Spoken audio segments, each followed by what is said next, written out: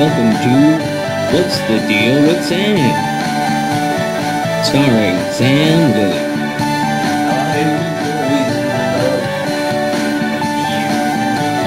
Join Sam as he discusses a wide variety of topics.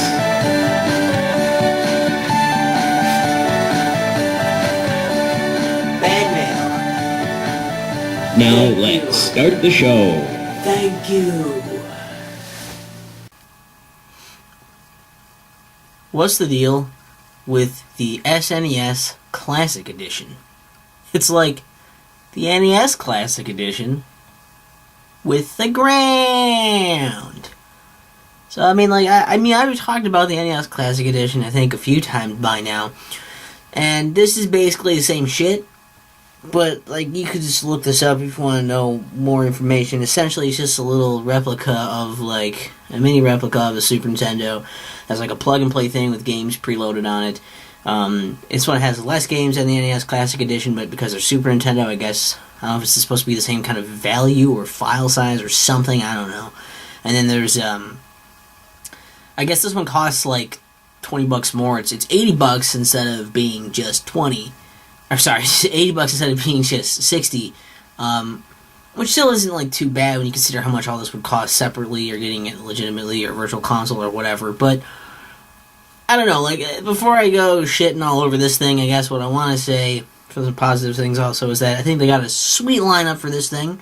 I think I just looked at the list of games, and they weren't necessarily all that surprising to see. Most of them were yeah, those are supposed to be there, but hey, they got them there. Shit obviously, you're going to have, Super Mario Kart, Super Mario World, Super Metroid, Link to the Past. They got Final Fantasy 3 and, Super Contra. I didn't see if they got Super Castlevania 4 or not. That one I didn't notice. I'd have to look again. But they got that stuff. They have, Chrono Trigger and Mega Man X. They got even, Earthbound and Super Mario RPG.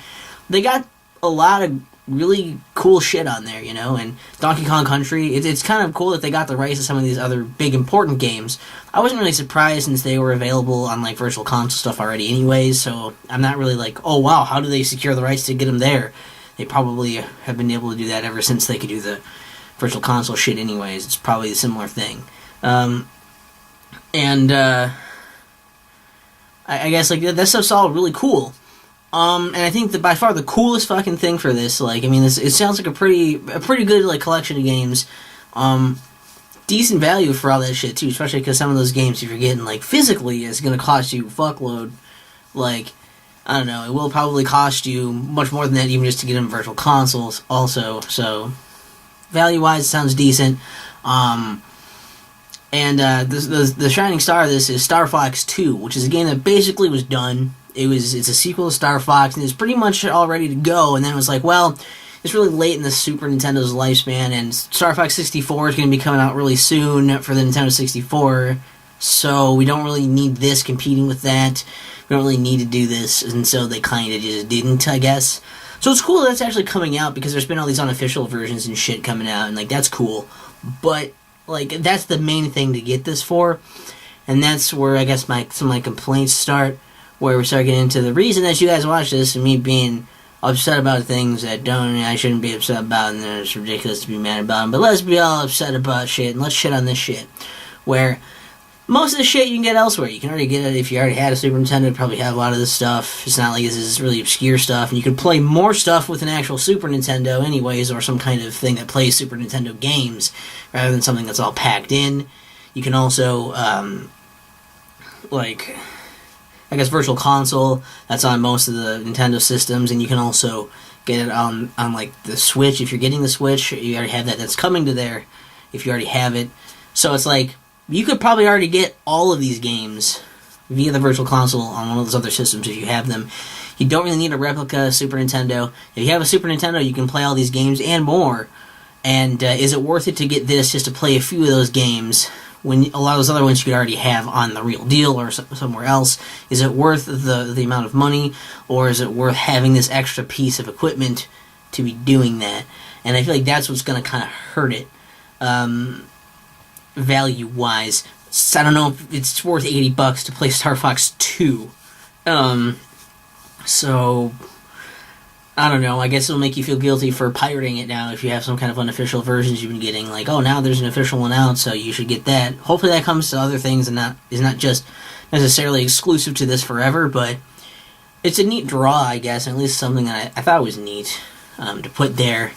Maybe they'll put other unreleased stuff that was done. Maybe that could become a trend. I don't know. We'll see. Who knows? But that's a pretty interesting one, at least for that.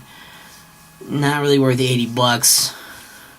Unless you just want to have these Super Nintendo games, not have all the clutter, and you don't want to worry about, like, is my Super Nintendo going to work, and you can have it in HD and shit, and it works on a modern TV.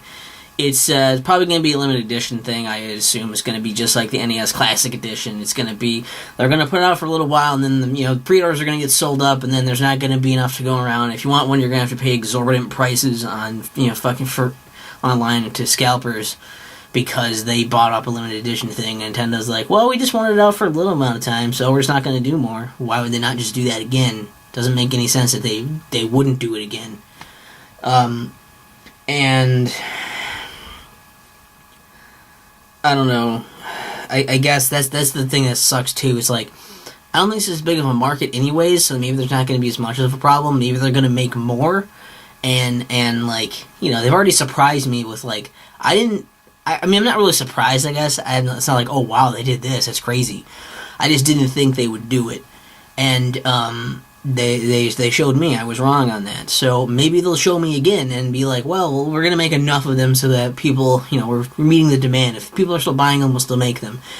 But it also brings up the question of, if you're willing to make more of a thing also, and they already came up and made this, I guess I don't know how long ago this was planned to be out and ready, because it's coming out like this fucking year. So it's like, maybe they had this plan and was already in production, but also if they had to bring up another thing to start producing something else, and it's like, why didn't they just produce more NES Classic Editions? Hopefully they're either working on that, or this is probably going to be the same kind of bullshit of like, oh yeah, well that thing, we only meant for it to be a limited time item, and now it's gone. So I'm assuming it'll be probably the same kind of disappointment, where if you don't get it early on, you're kind of fucked.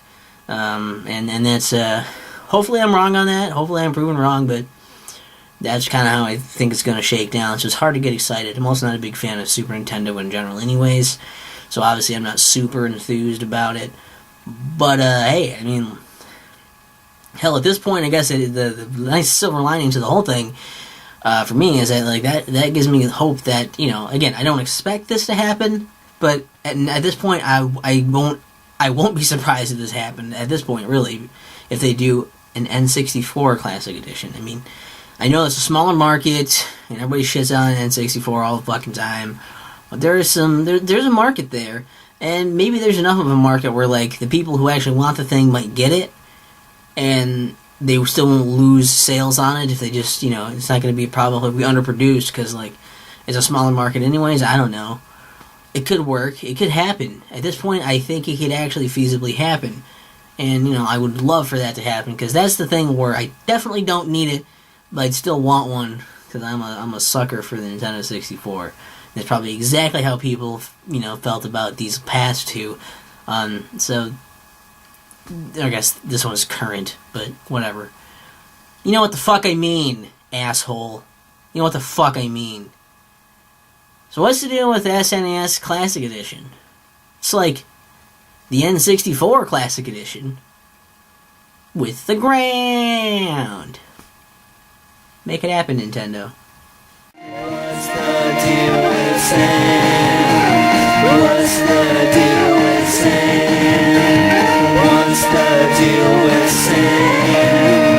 What's the deal with Sam? People are wrong sometimes. People like me. And I was wrong on that. So, there you go. That's what you came to the episode for, isn't it? You assholes. But, and you know what? Fuck you. You do 7,000 episodes and try to find new topics. Fucker. And still be as nice to your fan base as I am. It's a solid lineup. There's some great games, but because of that, because they're like, a smaller list of some of the best ones, you probably already have them in some form or another, have already played them, and so you're not really getting a full, thing of new games for this. Like, is it worth $80 just to get Star Fox 2? Not really.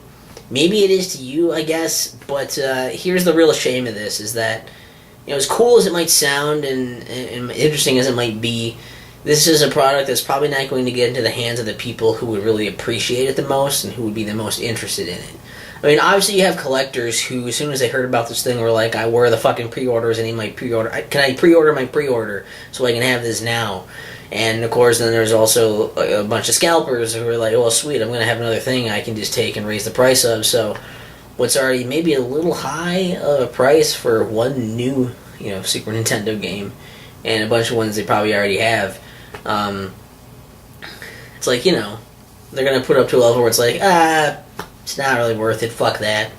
It's going to, those two people, those two groups are going to get it, and it's like, if they're lucky, the collectors will get more of them than the scalpers, but then there's going to be artificial inflation of the prices and reselling and shit.